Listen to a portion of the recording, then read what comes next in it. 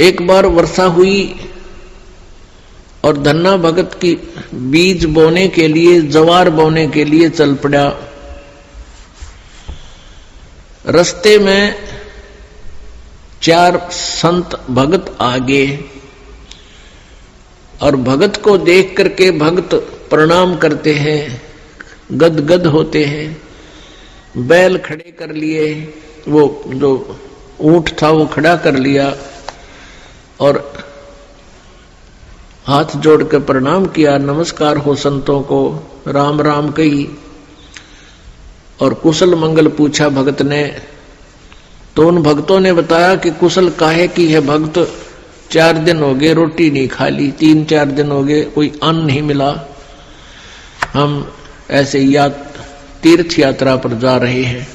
धन्ना भगत जी ने सोचा 4 दिन हो गए रोटी नहीं खाई, ये मरेंगे, निढाल हो रहे हैं बिल्कुल। कहा ले ये ज्वार खा लो। ज्वार थी, बीज बोन गया था, वह ज्वार रखती, भूखे मरे थे, मार गए गले, फटाफट खा गए सारी ने।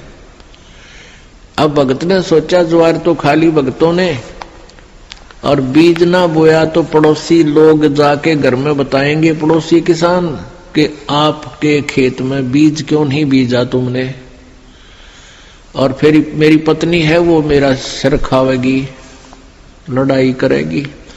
उसने कंकर उठा ली, कहीं से ही कंकर इकट्ठी कर ली खेतों से, और वो डाल ली थैले में, और जैसे और किसान बीज बीजे थे ऐसे डाला सारे का, और उसके ऊपर का हल चला के आ गया।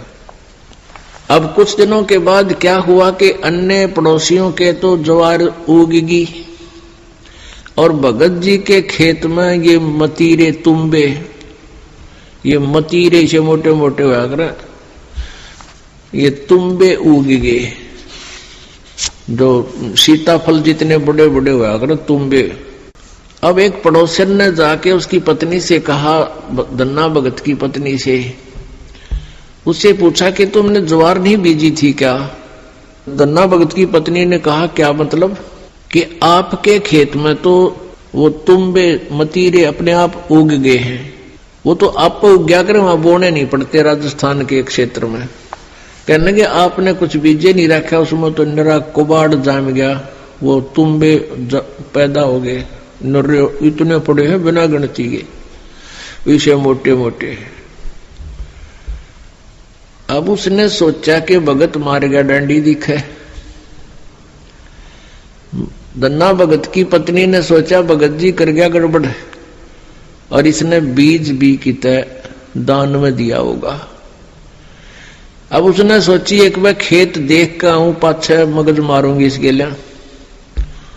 अब वो खेत में अपने पति से कहने लगी कि खेत में जाके आऊं मैं, ज्वार देख कर आऊं। भगत जी बोलिया है को नहीं, भगत जी को तो पता था वहां क्या मिलेगा। अपना चुप बैठा, और वो भगत धन्ना भगत जी अपने मित्रों के साथ उसी से में बातें करता था, भक्ति की चर्चा। जब वह कितना खेत खात में चली जाया करती, वह खेत में गई, उधर से अपने भक्तों के भगत आगे उड़े बैठे बैठे भगवान की चर्चा कर रहे हैं, आंखों में आंसू आ रहे हैं, और वह भगतनी आव है कति लाल पीढ़ी हुई है, जान गया भगत आ गई या तो भाई करड़ाई। अब देखी जाएगी, जो होगा ही होना तो है ही। और वह कहकर एक मतीरा तोड़ जाए, तुम्बा इतना बारा मोटा, सर पर धरी नो, अब इसका सर में मारूंगी। आकर ने बोली भगत जी खेत में बीज ज्वार बो का आया था। भगत जी न्यू कर ली नाड़ तले ने, और उसने नो सर में मारा। वो मतीरा मारने के उद्देश्य से नो सर में ठोकर खातिर वो नो कर गया थोड़ा सा, वो धरती में लाग के फूट गया। नो बोली बाल तन्ने खाएंगे के उड़े मतीरे उग गए सारे, तो बीज कित फूक आया। तो वो मतीरा जो था वो तुम्बा था, धरती में लाग के फूट गया। फूट गया तो उसमें एक दड़ी यानी 5 किलो लगभग ज्वार निकली। ज्वार अब एक बार तो अब भगत जी की तरफ देखा, वो नौकरे पड़ा था, एक तरफ देखा ज्वार का ना, अक्टूबर में तो ज्वार निकल आई, और वो न्यू बार बार देखा है। भगत जी ने भी देखा कि मैं शांत होगी के चक्कर है, उन्हें देखा तो तुम्बे में तो ज्वार निकल रही है। तो भगत ने सौ शुक्र मनाए, परमात्मा करड़ाई टाल दी, या ज्वार ने रोया थी या धड़ी ज्वार आपने दे दी। ये 2D एनिमेशन संत रामपाल जी महाराज के सत्संग प्रवचनों का अंश मात्र है। संपूर्ण आध्यात्मिक ज्ञान प्राप्त करने के लिए अवश्य सुनिए संत रामपाल जी महाराज जी के मंगल प्रवचन। आप संत रामपाल जी महाराज जी के मंगल प्रवचन संत रामपाल जी महाराज एप्लीकेशन पर भी सुन सकते हैं तथा उनके द्वारा लिखी पुस्तकें भी डाउनलोड कर सकते हैं।